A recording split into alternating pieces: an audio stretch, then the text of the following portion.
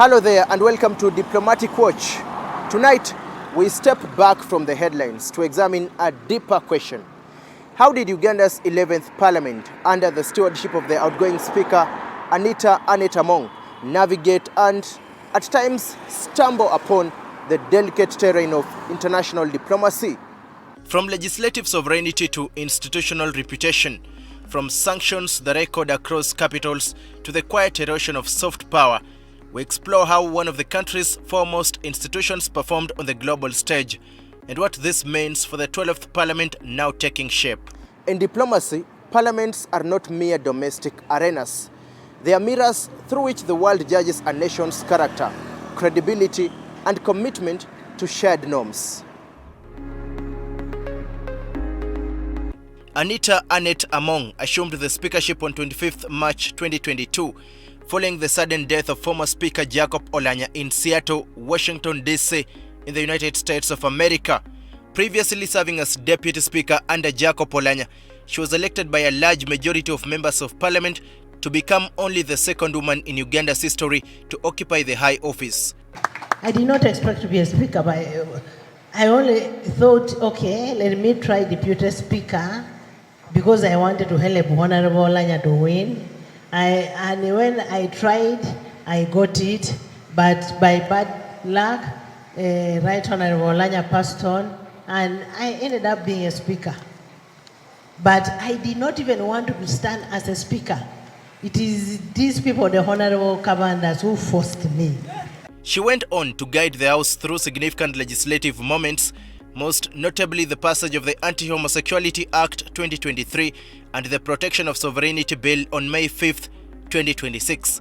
These bills, strongly defended as assertions of Uganda's cultural values and legislative independence, drew intense international scrutiny. By this House, those in favor sign the contrary nay. The ayes have it. Yet, the 11th Parliament also recorded notable successes on the regional and global stage. It hosted high-profile gatherings that elevated Uganda's parliamentary voice. In January 2024, Parliament successfully hosted the 27th Conference of Speakers and Presiding Officers of the Commonwealth, bringing together over 30 speakers from across the Commonwealth to deliberate on legislative best practices and democratic governance. This elevated Uganda's profile as a key player in Commonwealth parliamentary diplomacy. Additionally, Uganda hosted successive African interparliamentary conferences on family, sovereignty and values in 2023, 2024 and 2025. Honorable members. This fora positioned the 11th Parliament as a leading voice advocating for stronger African institutions, cultural preservation, and resistance to external ideological pressures. Such engagements enhanced Uganda's soft power in regional blocs like the East African Community and the broader African parliamentary networks, fostering bilateral ties, knowledge exchange, and collective advocacy on issues of sovereignty and development. Seconded by However, this assertive stance came at a cost. In April 2024, the United Kingdom imposed sanctions on the then Speaker under its global anti-corruption sanctions regime, citing alleged involvement in the diversion of iron sheets meant for vulnerable communities in the Karamoja sub-region. The United States followed suit in May 2024, designating Among, her husband and others for what it described as significant corruption tied to her leadership of Parliament. These actions carried travel restrictions and potential asset implications in those jurisdictions. Anita Among and her supporters consistently maintained that the sanctions were politically motivated, particularly in response to Parliament's passage of the Anti-Homosexuality Act. From a diplomatic lens, such measures against the head of a national legislature are uncommon and carry symbolic potency. While directed at an individual, they inevitably reflect upon the institution and the broader governance climate. International partners view Parliament as the bedrock of democratic accountability, oversight, and prudent management of public resources.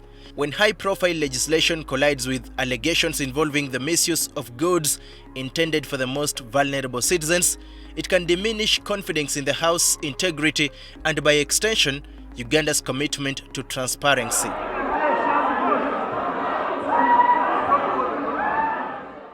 the ripple effects have been felt in Uganda's soft power.